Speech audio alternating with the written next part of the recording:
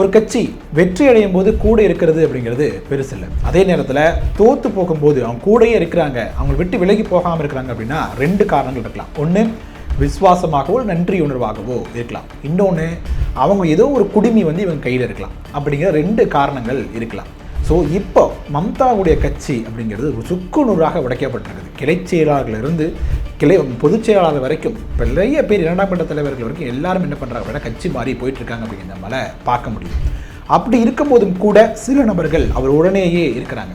அவர்கள் மீது வழக்குகள் இருக்குது, விசாரணைகள் நடத்தப்படுது, அவங்க துன்புறுத்தப்பட போகிறாங்க, சிறையில் அடைக்கிறதுக்கான வாய்ப்புகள் இருக்குது அப்படின்னு சொல்லப்பட்டாலும் கூட எதற்காக அவங்களோடய இருக்கிறாங்க? அவங்க சார்ந்த எந்த விஷயம் மம்தாவிட்ட இருக்குது? இல்லை வேறு எதற்காக அவங்க கூடவே இருக்கணும்? இது தொடர்பாக தான் அந்த வீடியோ முழுதும் பேச போகிறோம். வாங்க பார்க்கலாம். வணக்கம் மக்களே, நான் உங்கள் மது கோப்பாசையிலிருந்து. ஆமாம், தொடக்கத்தில் சொன்னது மாதிரி வெற்றி அப்படிங்கிற போது எல்லாருமே நம்ம பேசுவாங்க, வாழ்த்துக்கள் சொல்லுவாங்க, இதை தெரியாதவர்கள் கூட நமக்கு நண்பர்களாக முயற்சிப்பாங்க. அதே நேரத்தில் தோல்வி அடைஞ்சிட்டோம் அப்படின்னா நம்ம ரொம்ப நேரம் நம்ம கூட தொடர்பில் இருந்தவங்க, பேசிகிட்டு இருந்தவங்க திடீர்னு பேச்சை நிறுத்திடுவாங்க, காணாமல் போயிடுவாங்க. அது நமக்கு மட்டும் கிடையாது, மிகப்பெரிய அரசியல் கட்சிகளுக்கும் அதுதான் நிலைமை. எக்ஸாம்பிளாக இப்போ நம்ம கண் முன்னாடி அதிமுக அப்படின்ற கட்சி இருக்குது. ஒருத்தர் கிளை செயலாளராக அதிமுக கட்சி தொடங்குறாரு, அமைச்சர் வரைக்கும் ஆகிறாரு. இப்போ ஒரே ஒரு தோல்வி அடையுது, உடனடியாக கட்சி மாறி போகிறாரு. ஒரு 2-3 மாதங்களுக்கு முன்னாடி ஒருத்தர் என்ன பண்ணுறாரு, அம்மா ஆத்மா என்னை மதிக்காது, இந்த கட்சியை விட்டு போனா அப்படின்னு ஒருத்தர் வீடியோ எடுத்து போடுறாரு. ஆனால் இப்போ ஒரு 2-3 நாட்களுக்கு முன்னாடி இன்னொரு கட்சியில் போய் இணைகிறாரு. அப்போ அந்த அம்மா ஆத்மா என்ன சொல்லும் அப்படின்னு தெரியாது. அது மாதிரி அரசியல் தேவைகளுக்காக, பதவிக்காகவோ இல்லை பல்வேறு காரணங்கள் இருக்கலாம், தோல்விக்கு பிறகு ஒருத்தர் ஒரு கட்சியிலேருந்து மாறி இன்னொரு கட்சிக்கு போகிறார் அப்படின்னா அது ஒரு அதிகாரத்திற்கு இருக்கக்கூடிய அந்த ஒரு தேவையாக இருக்கலாம், பதவி ஆசை அப்படிங்கிறத தவிர வேற என்ன இருக்க முடியும் அப்படிங்கிறது தான் முக்கியமான ஒரு கேள்வியாக இருக்குது. அதே நிகழ்வு தான் இங்கே மம்தா பானர்ஜி மேற்கு வங்காளத்தில் நம்ம பேசணும். மேற்கு வங்காள டிஎம்சியை பொறுத்த வரைக்கும் மிகப்பெரிய ஒரு தோல்வி அடைகிறாங்க. அந்த கட்சியின் மீது நிறைய தாக்குதல்கள் நடத்தப்படுது. தாக்குதல்கள்லாம் என்ன சொல்கிறேன் அப்படின்னா, விசாரணைகள் நடத்தப்படுது, முன்னாடி நடந்த அந்த ஒரு ஊழல் குற்றச்சாட்டுகள் திருப்பி விசாரிக்கப்படுது, கிளை செயலாளர்கள் முதற்கொண்டு கவுன்சிலர்கள் முதற்கொண்டு நிறைய பேர்த்து மீது வழக்குகள் இருக்குது. இந்த வழக்குகள்லாம் தோண்டி எடுக்கப்படுது. 80 எம்எல்ஏக்கள் 59 எம்எல்ஏக்கள் இவங்களுக்கு எதிராக மாறுறாங்க. 29 எம்பிக்கள் 20க்கும் 21 பேர் என்ன பண்ணுறாங்க, இவருக்கு எதிராக மாறுறாங்க. மாநிலங்களவை எம்பிக்கள் பதவி விலகி போகிறாங்க. அப்படி எல்லாம் நடந்துட்டு இருக்கும்போது கூட சிலர் இவர் உடனேவே நிற்கிறாங்க. அதுக்கு முக்கியமான காரணம் என்ன அப்படிங்கிறத ஒரு ஆச்சரியத்தை ஏற்படுத்திருக்கு. ஏன்னா இந்த சமயத்தில் எல்லாருமே போயிட்டு இருக்கிறாங்க, இவங்க மட்டும் நிற்கணுங்கிறத காரணம் இருக்கும் இல்லையா? ஒன்று, இவங்க தொடர்பான ஏதோ ஒரு விஷயம் மம்தா பானர்ஜிட்ட இருக்கணும் அப்படிங்கிறது ஒரு காரணம். அதை தாண்டி நன்றி உணர்வு, விசுவாசம், இவ்வளோ காலம் தன்னை புகழ்பெற செஞ்ச அந்த கட்சிக்கு நன்றி உணர்வோடு இருக்கணும் அப்படிங்கிற ஒரு பாயிண்ட் ஆஃப் வியூ. இந்த 2 பாயிண்ட் ஆஃப் வியூவில் எது அதிகமாக இருக்குது அப்படிங்கிறது தான் இந்த பார்க்க வேண்டிய மிக முக்கியமான விஷயமாக இருக்குது. ஒவ்வொரு கட்சியிலையுமே ஓல்ட் காட் அப்படின்னு சொல்லிட்டு ஒரு குழுவினர் இருப்பாங்க. அந்த கட்சி தொடங்கப்பட்டதிலிருந்தோ இல்லை பல்வேறு காலங்களில் அந்த கட்சியின் மீது பல்வேறு அவதூறுகள் வீசப்பட்டிருக்கும், தொடர் தோல்விகள் இருக்கும்போது கூட அந்த கட்சியிலேயே இருக்கக்கூடியவர்கள் அப்படின்னு சில பேர் இருப்பாங்க. அவங்க என்ன பண்ணுவாங்க அப்படின்னா, அவங்களுக்கு பெருசாக கூட்ட முடியாது. அவங்க போயிட்டு கூட்டம் கூட்டி மக்கள் மாஸ் பவரை அவங்களால காட்ட முடியாது. அதே நேரத்தில் ட்விட்டர்லையோ ஃபேஸ்புக்கில் ட்ரெண்டிங்காக அவங்களால இருக்க முடியாது. ஆனால் அவங்களுக்கு அரசியல் நுணுக்கம் அப்படிங்கிறது தெரியும்.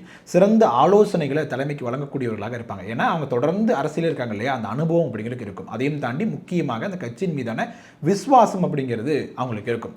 அப்படிப்பட்ட நபர்கள் இருக்கும் வரைக்கும் ஒரு கட்சி அப்படிங்கிறது அழிவு அப்படிங்கிறது இருக்காது அப்படின்னு சொல்லுவாங்க. ஏன்னா இந்திய வரலாற்றை பொறுத்த வரைக்கும் ஒரு கட்சி தோற்று போயிடுச்சு அப்படின்னா அந்த கட்சி முடிஞ்சு போல அப்படிங்கிறத சொல்லியிருக்கு. ஏன்னா இப்போ நம்ம தமிழ்நாட்டை எடுத்துக்கிட்டோம்னா கூட 3 முறை தொடர்ந்து எம்ஜிஆர் அவர்கள் வெற்றி பெறாரு, திருப்பியும் கலைஞர் அவர்கள் 89 ஆட்சி பிடிக்கிறார் அப்படின்னு பார்க்க முடியுது.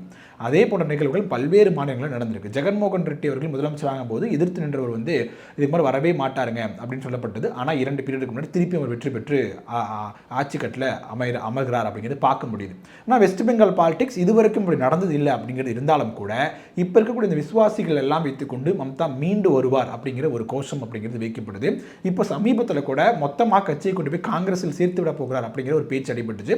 இதை மம்தா தரப்பு என்ன பண்ணுறாங்க, திட்டவட்டமாக இருக்கிறாங்க, நாங்கள் கூட்டணியோட தான் இருக்க போகிறோம், அந்த கூட்டணி எப்படி வலுப்படுத்தணும் அப்படிங்கிறது தொடர்பாக தான் டெல்லியில் பேச்சுவார்த்தை நடத்தணுமே தவிர எங்களோட கட்சியை நாங்கள் கொண்டு போய் இணைக்கிறோன்னு பேச்சுவார்த்தை நடத்தலை அப்படிங்கிறது மறுத்திருக்கிறாங்க. இதுக்கு முக்கியமான காரணமே அவர்கள் சுற்றி இருக்கக்கூடிய இந்த வட்டாரங்கள் அதை மறுத்திருக்கிறாங்க அப்படின்னும். இத்தனை காலமாக, அதாவது 1997 நம்ம கட்சி நடத்திட்டு இருக்கிறோம், நமக்கு நமக்கென்று ஒரு கூட்டம் இருக்குது, நமக்கென்று ஒரு வாக்கு வங்கி இருக்குது, நம்மளை நம்பியும் சிலர் இருக்கிறாங்க, காங்கிரஸை பிடிக்காதவர்கள் திரிணாமுல் காங்கிரஸில் இருக்கிறாங்க, நமக்கென்று ஒரு வரலாறு இருக்குது.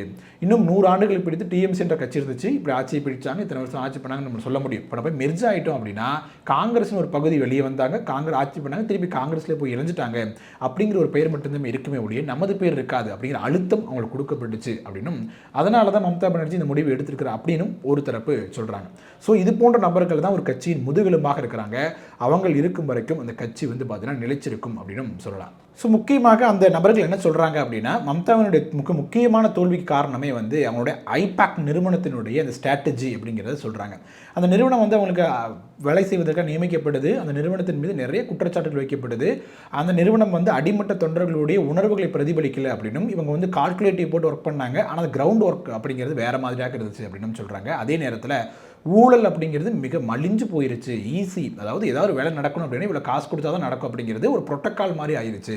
இப்போ எப்படி 9 to 5 வந்து பணி நேரம் அப்படிங்கிறது எப்படி இருக்கோ அதே மாதிரி இந்த அமௌண்ட் கொடுத்தா அது நடக்கும் அப்படிங்கிறது ஒரு நிலை அப்படிங்கிறது மேற்கு வங்கத்தில் வந்துடுச்சு. இது மக்கள்கிட்ட மிகப்பெரிய ஒரு வெறுப்புணர்வை வந்து கொடுத்துடுச்சு அப்படின்னும், அதே நேரத்தில் சுய பரிசோதனை செய்து கொள்ள நம்ம கட்சி வந்து தவறிடுச்சு அப்படிங்கிற மாதிரியான ஆலோசனைகளை வந்து கொடுத்துருக்குறாங்க அப்படின்னு சொல்லப்படுது. அதையும் தாண்டி எதிர்ப்பு பிரச்சாரம் இருக்கக்கூடிய அவங்க பண்ண பிரச்சாரத்திற்கு பதிலடி கொடுக்கறது அப்படிங்கிறது மிகப்பெரிய அளவு இல்லாமல் நம்ம வேறொரு ரூட் எடுத்து அவங்க எதிர்த்தோம், நம்ம எதிர்த்ததை விட அவங்க நம்மளை அதிகமாக எதிர்த்தாங்க, அப்படி இருக்கும்போது அது மக்கள்கிட்ட எதிர்பிட்டுச்சு. எடுத்துக்காட்டுக்கு சொல்லணும் அப்படின்னா மேற்கு வங்கத்தை பொறுத்த வரைக்கும் பாஜக எடுத்து முன் வச்ச முக்கியமான பிரச்சனை என்னன்னா, பங்களாதேஷை சேர்ந்தவர்கள் இங்கே உள்ள சட்டவிரோத குடியேறியிருக்காங்க, அவங்க உங்களுடைய வாய்ப்பை பறிக்கிறாங்க அப்படிங்கிறதா. ஆனால் அந்த டிஎம்சி வந்து அதற்கு பதில் கொடுக்காம என்ன பண்ணிட்டாங்க அப்படின்னா, இவங்க எஸ்ஐஆர் ஓட் சோரி அது போன்ற முடிவு இதில் பிரச்சாரத்தை முன்னெடுத்துட்டு போகிறாங்க. அப்போது அந்த குற்றச்சாட்டு இங்கே இருக்குது, அது நேரடியாக மக்கள் பாதிக்கப்படுறாங்க, பாதிக்கப்படக்கூடிய ஒரு விஷயத்தை பாஜக பேசுகிறாங்க. ஸோ இந்த எஸ்ஐஆர் போன்ற விவகாரங்கள் நேரடியாக மக்கள் வாழ்க்கையில் ஏதாவது பாதிப்பு ஏற்படுதா, ஓட்டு போட முடியல அப்படிங்கிறது இருக்கக்கூடிய ஒரு செக்டாரான பீப்புளால் முடியல அப்படிங்கும்போது எல்லாத்துடைய வாழ்க்கையிலும் அது பாதிப்பு ஏற்படுத்துதா அப்படின்னா இல்லை அப்படிங்கிறது தான் பதிலாக கிடைக்குது. அப்படி இருக்கும்போது அந்த இடத்துல கோட்டை விட்டுட்டோம் அப்படிங்கிற மாதிரியான ஒரு பேச்சும் அடிபடுது. ஸோ இன்னொரு முக்கியமான விஷயம் என்ன அப்படின்னா, ஸ்ட்ராட்டஜிக் நிறுவனம் ஒரு அறிக்கை கொடுக்குறாங்க. என்னென்னா, இளைஞர்களுக்கு அதிகமாக வாய்ப்புகள் கொடுக்கணும் அப்படிங்கிற பேரில் கொடுக்குறாங்க. கொடுக்கப்பட்ட இளைஞர்கள் தோல்வி அடைஞ்சிச்சு அப்படிங்கன்னா அந்த கட்சி விட்டு விலகி இருக்கிறாங்க. வெற்றி பெற்றவர்களில் அந்த 59 பேருக்கு மம்தா விட்டு விலகி போயிருக்காங்க இல்லையா, அது பெரும்பாலானவர்கள் இந்த புதிதாக வாய்ப்பு கொடுத்துருக்காங்க அப்படிங்கிறீங்களா அவங்களாக இருக்கிறாங்க அப்படிங்கிறது அந்த புள்ளி விவரம் சொல்லுது. ஸோ மாற்றுக் கட்சியிலிருந்து வந்தவர்களுக்கு திடீரென்று நம்ம எம்எல்ஏ சீட் கொடுத்துருக்குறோம் அப்படிங்கிறது மிகப்பெரிய ஒரு இதாக செட்பேக்காக நம்ம அமைஞ்சிருக்குது. அவங்க வந்து அவங்க ஒழுங்காக வேலை செய்யல, மாற்றுக் கட்சியிலிருந்து வந்தவர்களுக்கு முக்கியத்துவம் கொடுக்கப்பட்டது. இது காலம் காலமாக நம்ம கட்சி குளிச்சவர்கள்ட்ட அதிருப்தியும் ஏற்படுத்திட்டு இருக்குது. அப்படின்னு காரணமாக அவங்க என்ன பண்ணல, தேர்தல் வேலை பார்க்கல. இதெல்லாம் மிகப்பெரிய காரணங்கள் அப்படின்னு அவங்க அடக்கியிருக்கிறாங்க அப்படின்னு சொல்லப்படுது. இறுதியாக என்ன சொல்லலாம் அப்படின்னா, மம்தாவினுடைய அரசியல் வாழ்க்கை நிறைவடைஞ்சிச்சு அப்படிங்கிற மாதிரி டிபேட் அப்படிங்கிற பேச்சு அப்படிங்கிற நிறைய எழுதப்பட்டு இருக்குது. மம்தா தன்னுடைய அரசியல் வாழ்க்கையினுடைய கடைசி அத்தியாயத்தில் இருக்கிறார் அப்படின்னும் சொல்லிட்டு இருக்கிறாங்க. இதே போன்ற ஒரு பேச்சு அப்படிங்கிறது 1977 இந்திரா காந்தி அவர்கள் தோற்றும் போது நடந்துச்சு. தமிழ்நாட்டை பொறுத்த வரைக்கும் கலைஞர் அவர்கள் எம்ஜிஆர் தோற்றும் போதும் இது நடந்துச்சு. 89 மீண்டும் கலைஞர் வெற்றி பெறுகிறார், மீண்டும் வந்து இந்திரா காந்தி அவர்கள் மீண்டும் வந்தார் அப்படிங்கிற வரலாறு அப்படிங்கிறது நிறையவே நம் கண் முன்னாடி இருக்குது. இப்போ மம்தாவுக்கும் அந்த வரலாற்றை ஒப்பிட்டு பேச முடியுமா அப்படிங்கிற ஒரு கேள்வியும் இருக்குது. ஏன்னா மேற்கு வங்க அரசியல் வரலாறு அப்படியாகத்தான் இருந்திருக்குது. ஒரு கட்சி தோத்துச்சு அப்படின்னா அந்த கட்சி முழுவதுமாக சிதைக்கப்படும் அப்படிங்கிறது வரலாறாக இருந்திருக்குது. இந்த 2021 தேர்தலில் ஒரு தொகுதியில் மறுதேர்தல் நடக்குது, அங்கேயும் கூட டிஎம்சிஎல் ஜெயிக்க முடியல, 4வது இடத்துக்கு தள்ளப்பட்டாங்க அப்படிங்கிறது பார்க்க முடியுது. கீழே இருந்து மேலே வரைக்கும் கட்டமைப்பு சிதைந்து போயிருக்குது. ஸோ இதிலிருந்து மம்தாவால் வெளியே வர முடியுமா அப்படிங்கிற மிகப்பெரிய ஒரு கொஸ்டின் மார்க் இருக்குது. ஒரு தரப்பு இன்னும் அவரை சுற்றி மிகப்பெரிய ஒரு விசுவாசமான கூட்டம் இருக்குது அப்படின்னும், அவங்களோட பயணிக்கும் வரைக்கும் அவங்க இருக்கும் வரைக்கும் அவர் எதிர்த்து அரசியல் எதிர்க்கட்சியாக செய்வார் அப்படின்னு சொல்லப்படுது. இன்னொரு பக்கம் எதிர்த்து கூட இருக்கிறாங்க, ஆனால் அவங்க மேலே எல்லாத்துக்கு மேலேயும் ஊழல் வழக்கு இருக்குதுங்க.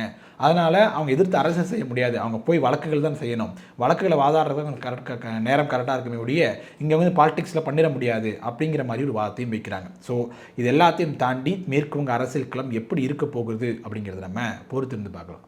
ஸோ இந்த கதை, இந்த மம்தா பானர்ஜியோட அரசியல் வாழ்க்கையை வச்சு நம்ம முன்னாடி வச்சு பார்க்கும் பொழுது வெற்றியின் போது கூட இருப்பவர்கள் அப்படின்னு நிறைய பேர் இருப்பாங்க. அதில் யார் ஃபேக்காக இருக்கிறாங்க, யார் ஒற்றுமையாக இருக்கிறாங்க அப்படிங்கிற எதுவுமே நமக்கு தெரியாது. ஆனால் ஒரு தோல்வி வந்ததுக்கு பிறகு நம்ம கூட யார் இருக்காங்க அப்படிங்கிறத வச்சு தான் நம்ம என்ன பண்ண முடியும் அப்படின்னா, நம்ம சுற்றத்தில் யாரெல்லாம் இருக்கிறாங்க, நல்லவர்களாக இருக்கிறாங்க, உறுதுணையாக உண்மையாக யார் இருப்பாங்க அப்படிங்கிறத நம்மளால் தெரிஞ்சுக்க முடியும். அது வந்து நம்ம தனி மனிதனாக இருந்தாலும் சரி, மிகப்பெரிய ஒரு அரசியல் இயக்கமாக இருந்தாலும் சரி, நமக்கென்று ஒரு விசுவாசமான ஒரு கூட்டம் இருக்கும் வரைக்கும் நமக்கு வந்து தோல்வியோ அப்புறம் வந்து மீண்டும் எழ முடியாத ஒரு நிலை அப்படிங்கிறது வருவதற்கான வாய்ப்பே இல்லை அப்படின்னு தான் சொல்லணும்.